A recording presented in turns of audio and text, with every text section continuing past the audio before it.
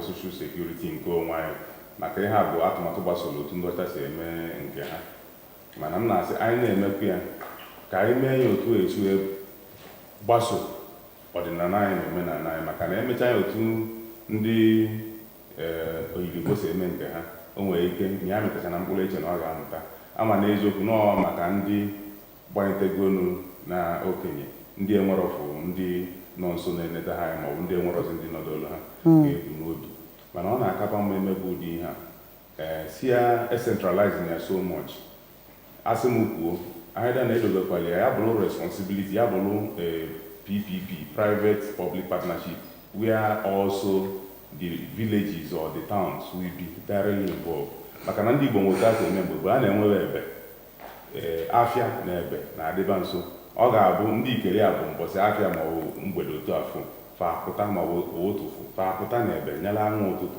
kpaa nkata ka ibe ha na ọkpa nkata ndị gbasiri ike jebe ọrụ zụọ afịa otu ahụ ka ha si ajụta onwe ha ese ma ndị arụ adụrọ onye afụrọ ndị nke ọzọ ejela obi ya malụkwa ihe mere na ọ pụtara ụla maka eweta ihe aka ịma na ụfọdụ otu obi si wedo ndị mmadụ kịta nwere ike onye kwe nne ya na nna ya aka o buru ya hafee n'aka ndị gọọmenti hapụzi ya ebe ahụ jewalụ ọ dụghị ihe a na-afụ na motherless babies home ka anyị ghara ijikwana ya gbatọọ ihe jikọrọ anyị ọnụ maka na iji gwa gị iji maatụ ihe kpatara ndị Igbo ya abụ oge ụfọdụ ihe ebu na-eme ebu gba ọtụtụ akwụ ọgbapụ mesịa ọgbanatakwa na akwụ bụ na enwere ndị nọ n'ụlọ nọdụrụ nọ n'ilo nọdụ nọ n'ụlọ ọ ga-abụ ndị Igbo kwụsịa oge erimeri dị iche iche ha agbanatakwa n'ụlọ bịa fụkọ ọnụ nọkọ ọnụ ọ maka ndị ikele so n'ihe ndị mmadụ ji anachatakwa n'ụlọ maka enwezi ebe a na-eji akpụdo ha debe onye otu anụ ọ na-emezi onye ọmụna ịgbapụ na Naịjirịa enwere ka onye kwelu nne na nna ya kago nka kweta hapụrụ gọọmenti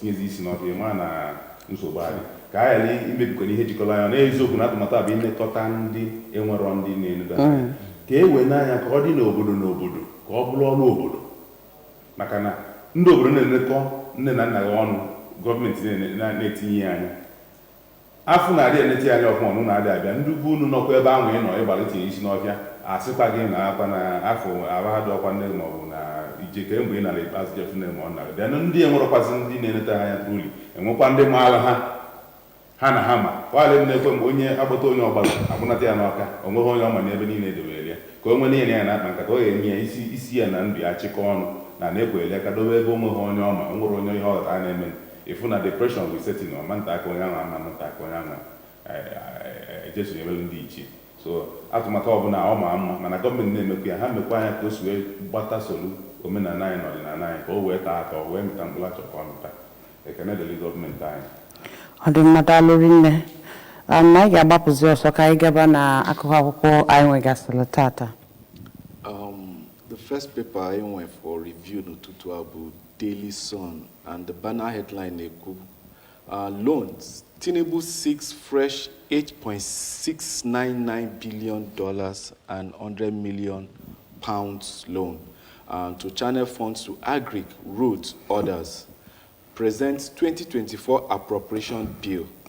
And then we have today we have appeal court affirms Fubura's victory, quashes Nasarawa Assembly Speaker's election.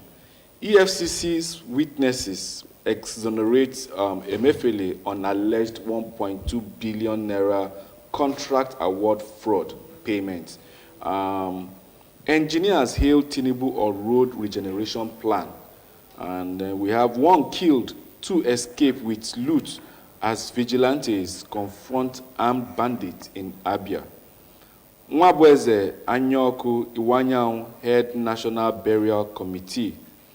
Abia stops payment of salary of unverified staff. And then we have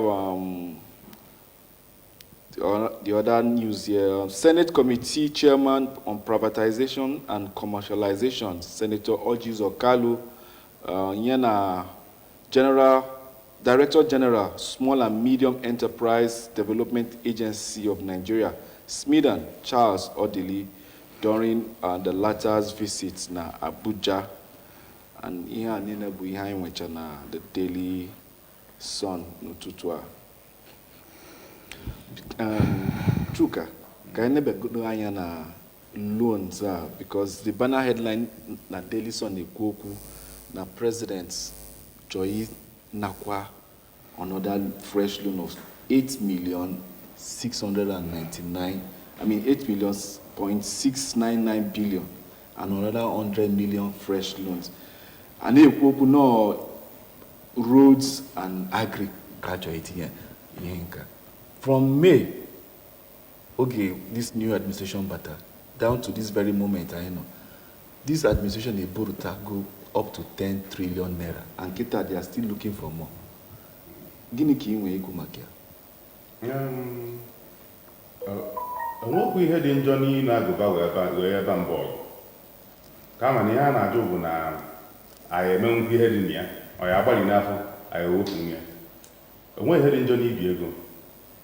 Business na-ebi ego, gọọmenti na-ebi ego, ụwa ta ụwa niile. Agụba dị gọọmenti ka wee ji ụgwọ. Fụba ndị Amerịka na ndị ọzọ. Mana ihe a na-ajụ bụ ego ahụ kedu ihe eji eme. Maka na ọ bụ na etinyela ego ahụ n'ọrụ, ọ bụ na dịka ofu onye anyị malụsi ekwu, ego ebi ọ ebiri ya wee eri ka ebiri ya ka e wee tinye ya n'ọrụ. Maka ọ bụ na ọ etinye ya n'ọrụ n'eziokwu, maka ọ bụ na akọwara ndị ebiri na ihe ejigoro ya mee na efu mkpụrụ ọ na-amịtafụ na nke a na-ebidokwa etinyekwu ya n'ekwu ụlọ ọ ga-abala anyị anwụ olileanya anyị kechibe afọ anyị sisi bibie. Mana nke bụ na ebichi ego na-aga ọ na-akawanye ndị ebi ego odobela sị na ego anyị ga-ehigo nne naira anyị wee si ike na a ga-ebi value ya. Maka na ọhịa anyị na-afụ ebi ego odobela emeghị ebi value naira, ebi ego bichi ego kechi ego were gbacha agwa ntị ndị nọ na gọọmenti ọdụ obere emeghị edivalu ego ndị mmadụ na-ata ahụ. Ihe ahụ asị na ụzọ kịta na agrik asị na ya eji awere ihe gbasara ike ọrụ ugbo na asị na ya eji maka ebi ihe afọ ụfụrụ. Ọ bụrụ nni ga-adị nyafe nyafe, ọ bụrụ nni ga-adị ọnụ ala, ọ bụrụ ụzọ ya akawanye mma, ọ bụrụ airport ya aka mma, ọ bụrụ ọrụ road ya dị mma. So ịfụ na ya bụ ihe mwute. Maka na obodo anyị bụ Naijiria amụrụ m anyị kwesịrị ka kịta anyị kwesịrị na-ebinyezi ndị mmadụ ego, anyị kwesịrị na-ebinye ndị ọcha ego. Maka ndị ọcha enweghị ihe ha mee, ọsọ ọgụgụ isi ha bi ha tinye n'ọrụ. Anyị wee jụọ na-ajụ ọ pụtara na ihe a ga-abụ eje mba dị iche iche efu ndị obodo anyị bụ ndị Naijiria ka ha nọcha n'ebe n'ọkwa dị ogo dị elu soro na ndị a na-agbapụta maka ịtụ atụmatụ iji dozie obodo ndị ahụ dị iche iche. Kedu ihe mee na-abịa n'obodo anyị bụ Naijiria na ọ bụrụ ụdị ndị ahụ bụ ndị nọ n'ebe kwesịrị ka ọ bụ na ha ma ụma, ọ bụ na alụrụ ala na ụdị ndị ahụ nọ bụrụ ụdị alụrụ ala ka ọ na ihe mwute ka ọ bụ ego a niile a ga-ebi afọ ọkwa emeghị ihe palliative. Maka ha jụọ ajụ ihe na-emekịta na ije na lokal gọọmenti fụ a na-eke palliative ịfụ ego ole ma ego ebitere ma nke dị na-eji eke palliative ego ri nne kedu ebe tinyere n'ọrụ. Olileanya ka anyị enwe, anyị chọrọ ka anyị nwee ntụkwasị obi na ihe dị iche ya adị. Maka na asị na renewed hope. Nigerians anyị nọ ka ndị onye ejina na ka isi bụ aja aja. Olileanya ya bụ na ihe dị iche ya adị na nke anyị sigodosi ebi na ego ha ga-ebiriri ego a. Maka na ọ bụzi ihe butere na-eme National Assembly kwugodu na onwe nnukwugodu na ihe ebi ego ahụ tupu ịmala ihe na-eme na anyị na-enye ihe ga-enye ha n'ala ego ebi ego ọ na-eme gịnị na achụgharịra ha ka anyị si wee mara ka esi eme n'obodo ha nọzie du ile ego mee ha na-eme. Olileanya bụ na okike emetụ Tinubu aka n'obi na nke oge ebite na oge etinyeriri ya n'ọrụ dịka esi wee kwu n'ọfọ agrik na ịlụ ụzọ n'ụzọ. Maka ama m na o mere anyị otu a osite adịba mma ọ dịbalụ gboo. Olileanya anyị bụ ndị Naijiria nwere ihe ọzọ. Ọ dị mma, daalụ. Ka anyị leba anya na appeal court affirms Fubara's victory, quashes Nasarawa Assembly Speaker's election. Jerry. Well, because okwu Fubara na Wike otego dịba topical issue na papers for the past ọ gafego 1 month. Nwoke mmadụ win election ọ bụrụ na ọ nwụgokwanụ mmiri wee tọgbu iko from one issue to the other. Gịnị ka ị nwere Yeah. maka ya? Ife dị na ya bụ na ndị bụ ife ndị oyibo na-akpọ godfatherism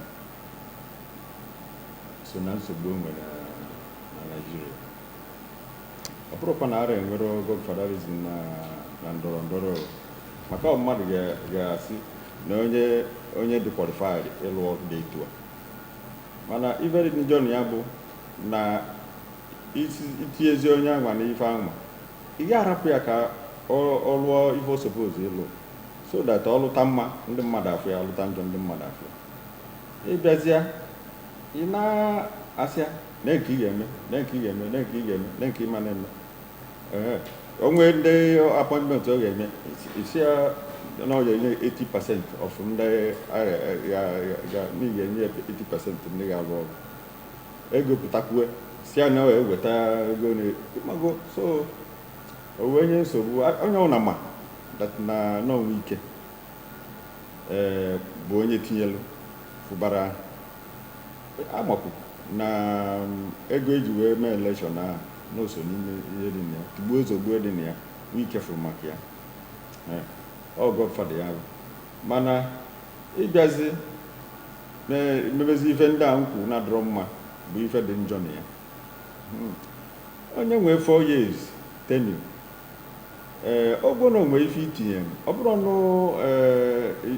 investment ya ga-eripụ in a day or 2 or 1 month or 1 year, ọ nwayọ nwayọ. So na onye nwere ifesala okwu izizi ahụ na-esezikwu ya. Well, God on the side of Fubara for now. Court now affirms him maka amakwu na enwe ike ahụ agbawakwu mbọ ka ma na court ewepụ ya, mana God on his side oweka win kwuo evu nke a maọzọ ejewezikwa ma Supreme Court ma ọ enwe ya mazi ife ga-eme.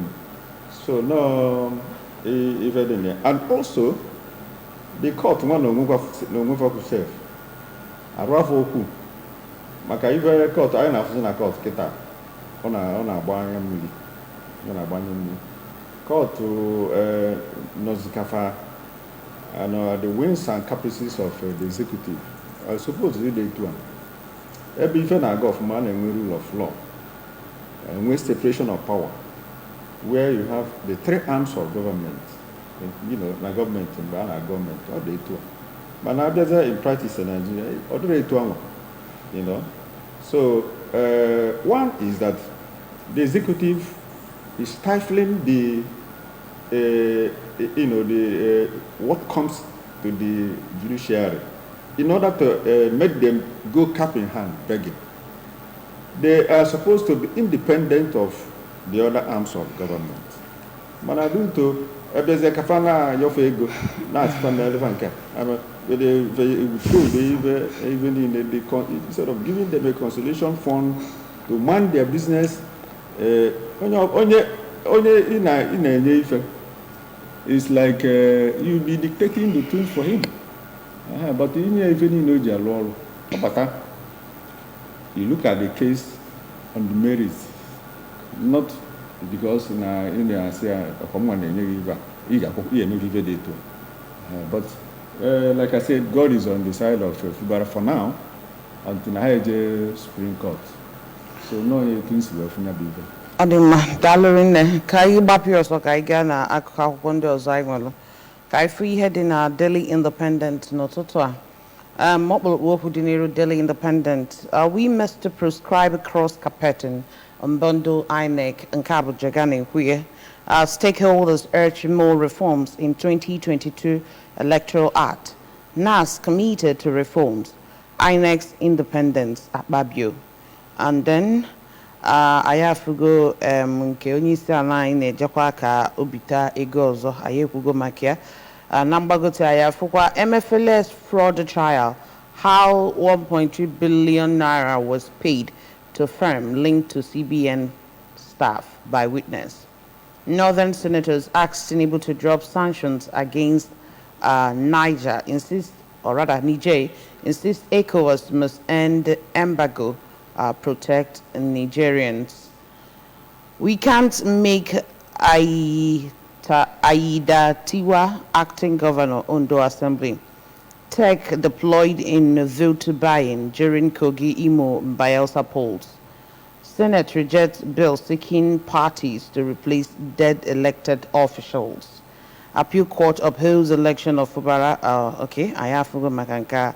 Fintiri okays 10,000 naira monthly fuel subsidy stipend for NYSC members. Ihe anyị nwegasị n'iru akwụkwọ akụkọ Daily Independent n'ụtụtụ a. Chuka ka anyị bido kele na ya bụ ọkpụrụkpụ okwu ihe jega na-ekwu n'oge elugo oge ya unbundle INEC and then prescribe across capital. Ọ dịghị ka ihe ndị a niile ọ ga-enyela aka na ịbịa anyị ma na electoral process anyị na-efe adịrọ na this country. Anyị jigodo the general election nke ememe wee malụ wee fụ ihe meleme. When you know to get reform, and even the stakeholders are urging more reforms now the 2022 Electoral Act anyway.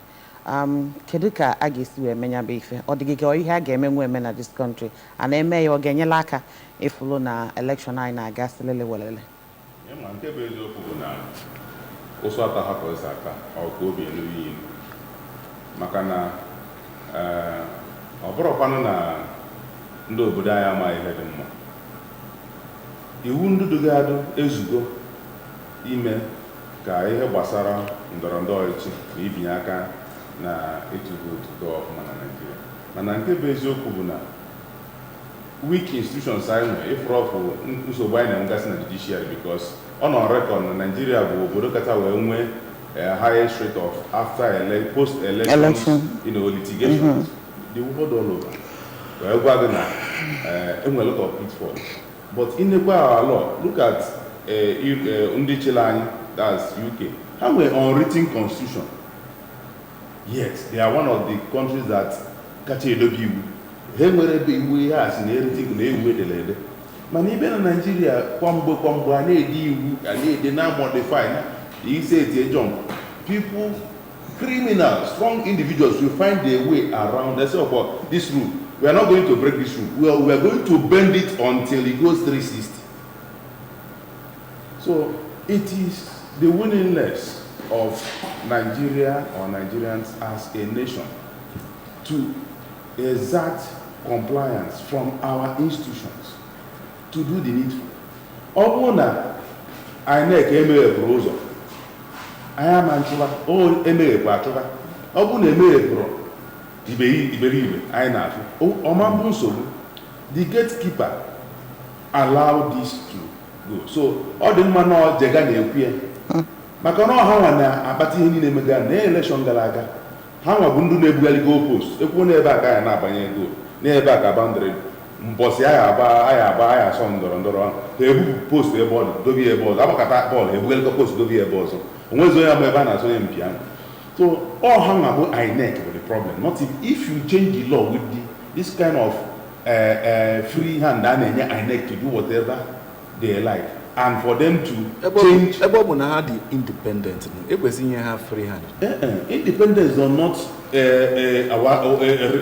mean rascality. The independence is free from judicial and executive interference in the process, not changing the law or misapplying the law. The independence, let's say, government in power, they dictate and you have free hand to be the umpire, like a referee. But they are not free to mess up the whole process and then throw it back to the judiciary to now decide elections.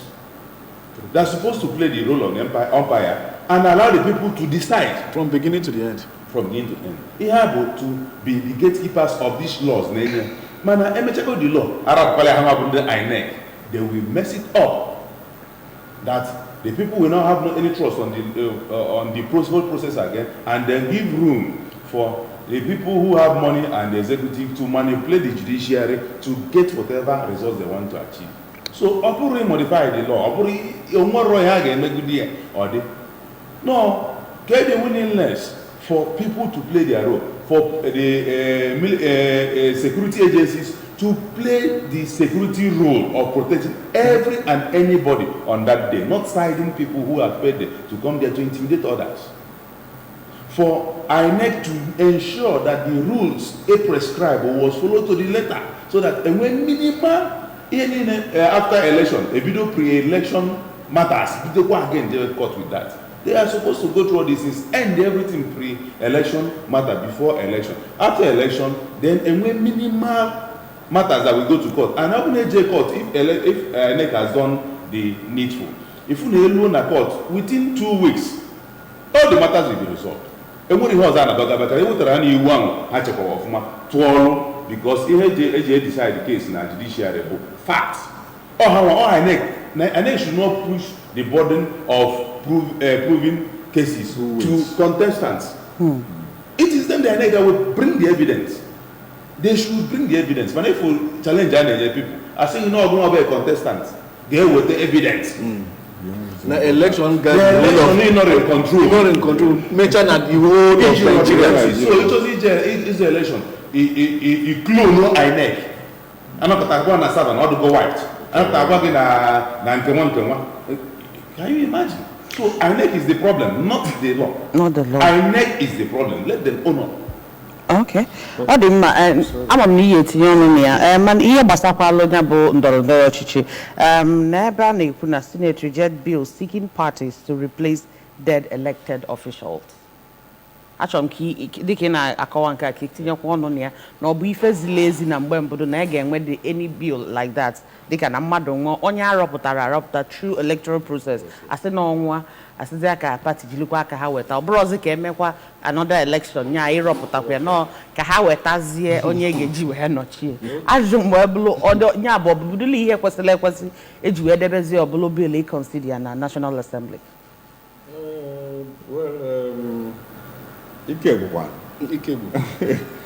Because like you said, probably very maka ikutebe de ha na the obaka money. If we know the obaka anyway. Of course, the law says na in event of death of any member, akapan back to the field, parties will bring out their candidates again. Election. So if we go know then they are in the National Assembly. Having said that, I can add there if anyone okay, like if a basal election and electoral process. Much as I agree with him, one of the problems anyway, but the issue of who appoints the INEC workers, for instance, the chairman and the REX, Resident Electoral Commission. Because no, but the president of the country, where the responsibility of appointing them makes them tend to or tilt towards favoring him. So I think this is necessary for amendment. Can we a neutral body that will be in charge of the appointments? Okay, isolate the president from that. That's one. Two, that in event of conducting an election, say for governor of a state, let the person not be sworn in until when they to seek redress from the court.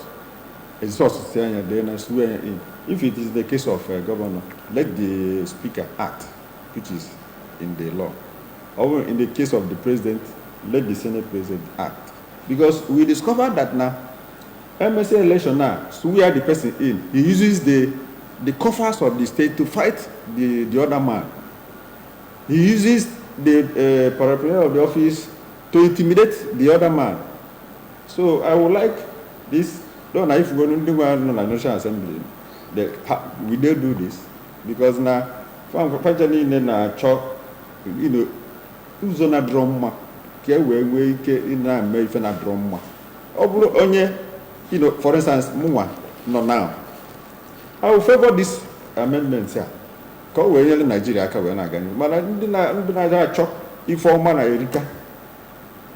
that's my take on that. All right. The next paper. The next paper is the Daily Trust. And the banner headline can evoke 7.1 trillion loans, Tinubu Choina. And then IFU Kanu election, judgment disparity, erring judicial officials to be punished. That's coming from the National University Commission. And then airlines must pay compensation for cancelled delayed flights. That's coming from the federal government. NSTF crisis festers despite Lalong's intervention. Panel deepens probe. And then we see subscribers grumble over data depletion rates. Leadership crisis rocks Bauchi Assembly as court sacks Speaker, Deputy. Electoral reforms. 11 traders die in Kebbi Road accident. Fancha Buinhai forever. But quickly, air flight. Airlines must pay compensation for cancelled, delayed flights. Federal government, most Nigerians do go through this, will I say, dilemma of Ikuchu plane and the delayed flight, and they just keep telling you apologizing. But federal government, kita not possible, it would that you're compensated for that cancelled and delayed flight. Chuka, gini ki inwe ikumakanka. Ya ba atụmatụ amagbo onwe maka na nke bụ eziokwu bụ na Naịjirịa ka akacha ndị ọdaliwu eje nga ihe a na-ekwu bụ onyelu aka maka uri mkpawa na-akpọgbu ndị mmadụ ndị na-eje atụnyelu ndị na ụgbọelu maka na ọ bụrụ na ndị mmadụ fụrụ ka alternative they may not prefer ịna-ekwu ego na-eji agbalokwu flight kịta ebe n'ebe ọ bụrụ ihe ya na-akwụ ụgwọ ọnwa n'obodo a for Nigeria is an exclusive preserve for the fortunate, not just the rich. Maka na ụfọdụ na-agba arụ afọ ọkwụ na nọọ kama ndụ ntọntọrị ya enwudo ụzọ na-aghụ ihe na anaobi ịkadị ndụ zelugoro ebe ị na-eje na ma nke bụ eziokwu na ụdị akpantola na-eme ndị mmadụ ihe gbasara akwụkwọ ụgwọ a cancel of flight enwere ike flight agwa 7 AM in the morning ị ga-alọkị n'ilu nke mekwanụ na n'izu ụka anyị nọ nke ebulu ndị na-eje Abuja bute ha Asaba ebute ịnọ n'obere ọ masị bụrụ ebe maka na esi ọdụrụ ma ịgba n'ilu nọ ihe ọ pụtara anya mana ihe nna ayọzi gọọmenti bifo ha eti iwu a ha jụkwalụ ndị airlines why they having problem aviation fuel ọ dịkwa FAAN the tarmacs are not in good condition, the runway are not in good condition. The equipment, my weather control, radar and all those things are edited because there were reasons Nigeria take off on time. Maintenance team and everything are not in place in airports so that happen to Halabuno, their scheduled flight a plane see head go below for Dana, Nigeria, because then see Lagos, Abuja, be head go for instance. Others here, refuel happen see me, a poor aviation fuel address. How when did the Gabapano say they go to Mobuna, Nande Fulani Chile, if you ever wrong way. I take a just to go to her, and so on and so forth. So, overall, go for the new battalion we you understand. Or now they need a small mechanical or some mechanical, or major, very small major, yes. And then with some mechanical repairs, the team are on ground to do it. And we're not fans on ground, professionals on ground to attend to that. These are the issues. Macquarie John Doe Airline. Challenges, most of the things, services, they pay in dollars. Yeah. And they offer their services for local this in naira. So message rate, $1 half before or change and so on and so forth. So these are challenges. So all government so how can they go back? So any government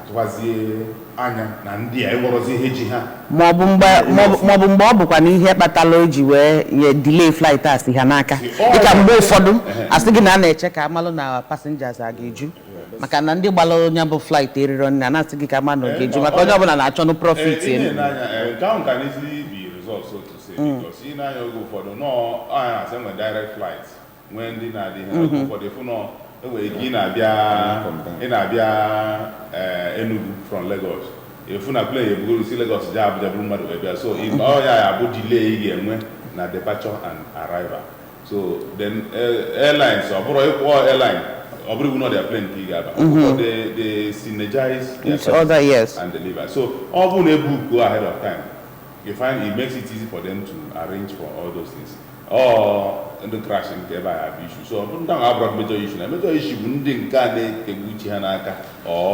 ekunye ifegide olu Abuja tọn ọ na-achekwa azụ to Lagos take off nke Igbo ọ na-emesi n'obodo a ya Johnny ga-abụ return journey meeting inwe na Abuja by 3 ịpụọ 7 nke ụtọ efegide olu Abuja afegharịcha anachi ya Lagos land we take off again ma ndị na-efe ka ha jee Abuja jee landizie na Cameroon emechara na cheta aka ọ na-emesi nọọ iru ike na-echukwu na ijelugodoro ejelu wee mee ya so nọọ gọọmenti mee nke ha kwesịrị ime before ijidesi nna ejidesi ha ike onwe meaning so oge ụfọdụ serapụ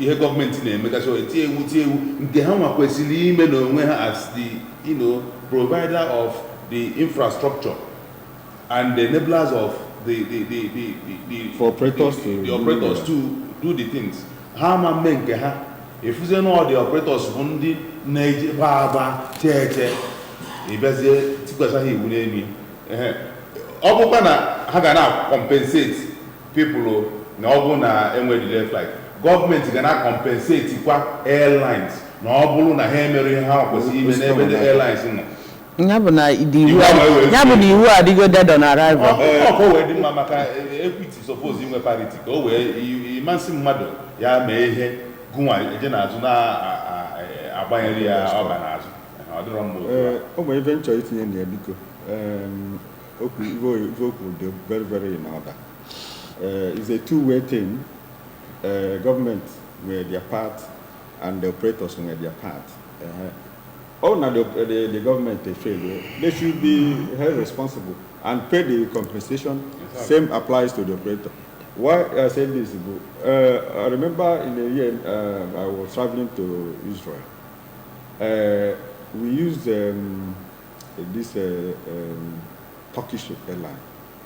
So we are about taking off, and we discovered a technical fault that we cannot travel that night. So I said, they just quickly arranged for a hotel, the feeding that night, feeding in the morning before another flight land there. In the morning late. If it is a Nigerian decision, I got sign at the airport, go to attend to Israel. So this is part of what the government is trying to do. But like I said, it's a two-way thing. Ka ife ihe dị na Nigerian Tribune ya bụ akụkọ akwụkwọ ọzọ anyị ga-enebanye anya n'ụtụtụ a. Ayedatiwa, Ondo Speaker reveals details of deal brokered by Tinubu and nke bụ na ọ dị na pages 2 and 13 of the Nigerian Tribune. Highlights how Deputy Governor will sign undated resignation letter to be submitted to President. Says he remains Ondo Deputy Governor. Impeachment proceedings halted. Take actions for stall for the crisis over Akaredolu's absence. Ondo Indigens, writes CJ. Nambagotaya for Niger Republic, Northern senators asked ECOWAS to lift sanctions, urged Tinubu to restore electricity supply, tax military junta to roll out transition plan and release Bazoum. Ekiti government sues Chief Damis Pastor demands 10 million naira damages. Minister of Power to prioritize metering, distribution, transmission infrastructure. Son of Ogbomosho to get staff of office December 19. Alleged procurement fraud, MFLA yet to meet bail conditions. Court adjourns hearing. to January 2024. Senate passes 57 billion naira police trust fund budget. Oshoba to chair Olamite's book launch on Thursday. Odika ya fokwa ihe dị na Guardian. Maka no Guardian newspaper. After $3 billion crude deal, additional warns against resource-backed debt. Ayafukwa number that ya abejega na gwandio maybe you to prescribe cross-carpeting by politicians. So what I make on bondo ayeku go makia. Over 27 million kids driven into hunger, malnutrition by extreme weather. Subsidy removal has battered us with hardship pains, says pensioners. Appeal court affirms Subara, okay, ayeku go makia. Nyabo akụkọ dị na iru akwụkwọ na-aba dị egwu nyabo Nigerian Tribune na The Guardian newspaper n'ụtụtụ a. Chuka, kedu nke ọ ga-amasị gị ige tinye ọnụ na ya? Okay, I would like to look at ihe gbasara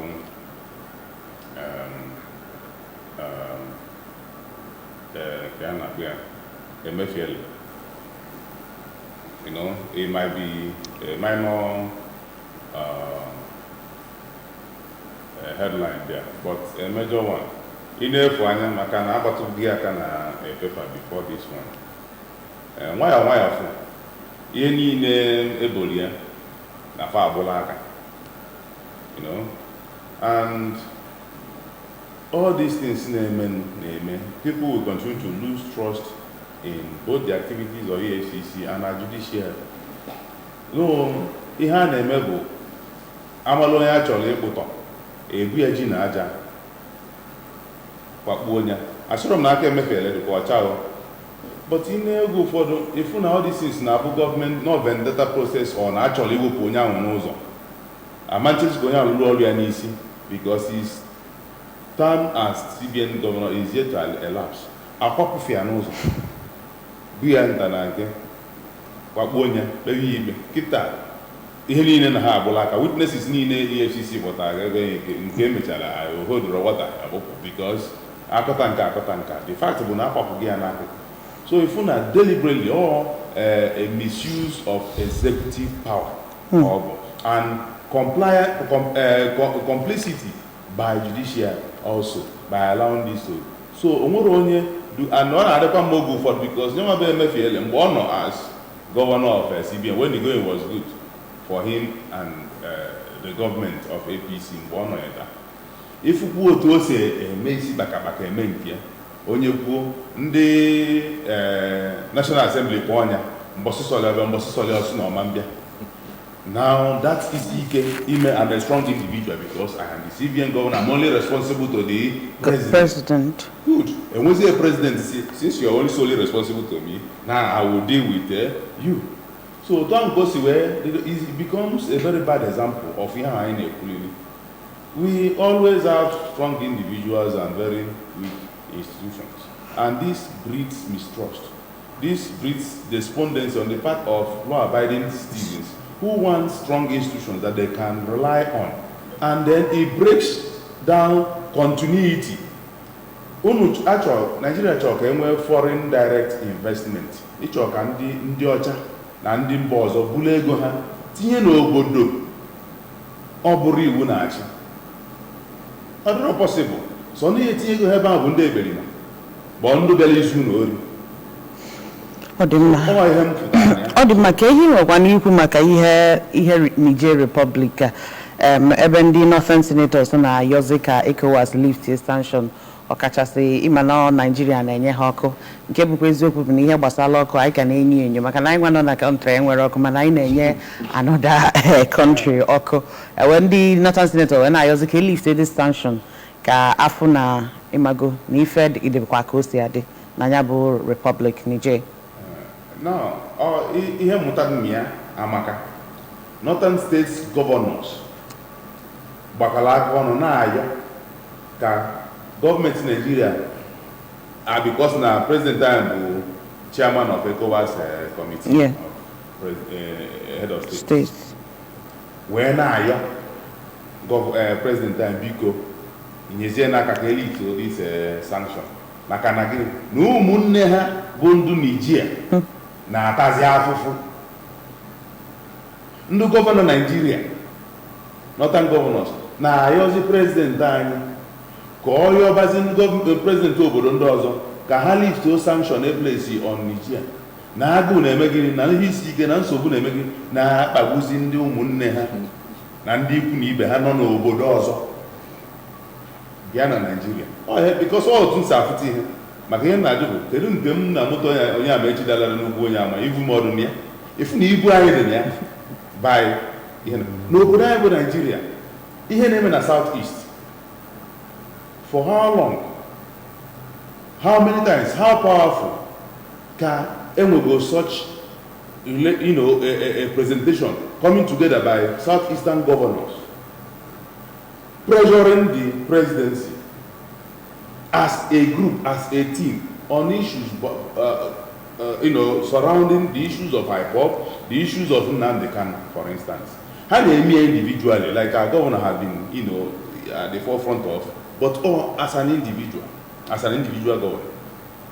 Kedu that this team, signage, coming together as a block, pursuing the interests of Ndi Igbo or Southeasterners here in the country, here scattered within the country, because here they Ndi Igbo or Southeasterners, na Southwest, na another part of the country. How often do they come together to come up front to address this bold issue, statement to make bold statements?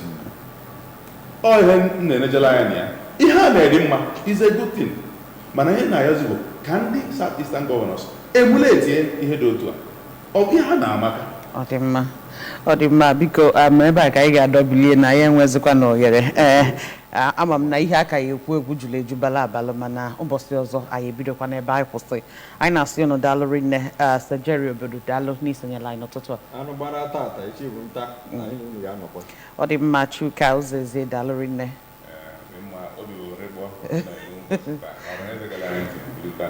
Ọ dị mma ebe a ka anyị na-adọbilie na ya bụ press review mana chetakwa na o nwere ife ndị ọzọ anyị nwere anyị na unu ga-eji wee nọkọ. Anyị ga-agbata obele dị ma ọ bụ na anyị chiyatazie anyị tọpụtazie ife dịgasị na ngịga apụkwana na anyị na-echiyata.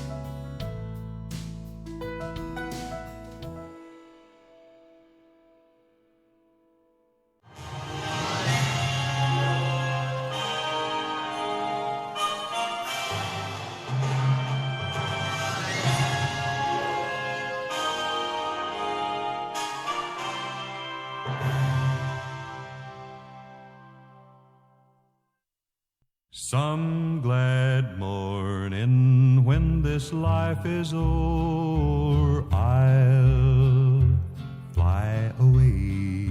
With gratitude to God for a life well spent, the families of late Mr. Samuel Mbakogo of Umuokopa village in Oba, Idemili South local government area, and late Ozo Nemeka Ogada of Umubele village in Oka South local government area, both in Anambra State, cordially invites the public to the burial ceremony of the beloved mother, sister, wife, auntie, mother-in-law, and grandmother, late Mrs. Ifeyinwa Grace Mbakogo, Ne Nemeka, aka Ojembe Nwilo, aged 76. Burial arrangements, Friday 1st December 2023. Body leaves Apex Mortuary to her father's compound, 816 Avenue, Joyce Pharmacy. Then, body proceeds to her husband's compound, Ogugu Oba, in Umuokopa village, Oba. Time 10 a.m. Interment follows immediately at her husband's compound, Ogugu Oba, in Umuokopa village, Oba. Saturday 2nd December, condolence visits by in-laws, friends and well-wishers at 816 Avenue, Joyce Affairs Pharmacy, Sunday 3rd December, outing service. Left Monha R. Uzamaka Gladys Mobu, Unizik, daughter. Chukwudin Nemeka, son. Ijoma Victoria Okoha, daughter. Admissions Office, Unizik. Oku Chukumbakogo, son. Obuifie Zenwa, son-in-law. Mr. Theophilus Okoha, Unizik FM, son-in-law. Mrs. Amaka Nemeka, daughter-in-law. Mrs. Oku Chukumbakogo, daughter-in-law. Ebuka, Mesoma, Chidera, Chidimma and Precious Mobu, Success Okoha, Emmanuel, Ifnanya, Nonso, Chidimma and Ifechukwu Nemeka, Ugomezwe and Kosarachukwu Mbakogo. Grandchildren, Mommy, may your gentle soul rest in the bosom of our Lord. Amen. Announcer, Okuchukwu Mbakogo, for the family. I'll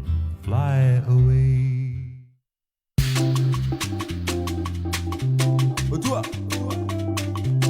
Yes.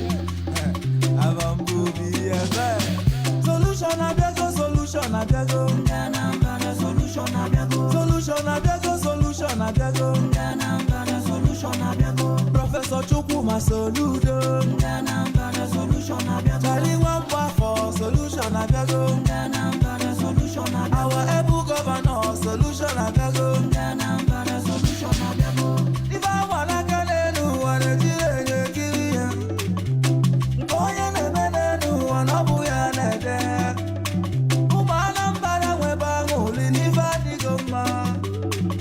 Professor Chukwuma Soludo ni bugem chenja. Olomenalo Nanyana Fudeli Wagota Chukwu Goziegi Until you forget yourself.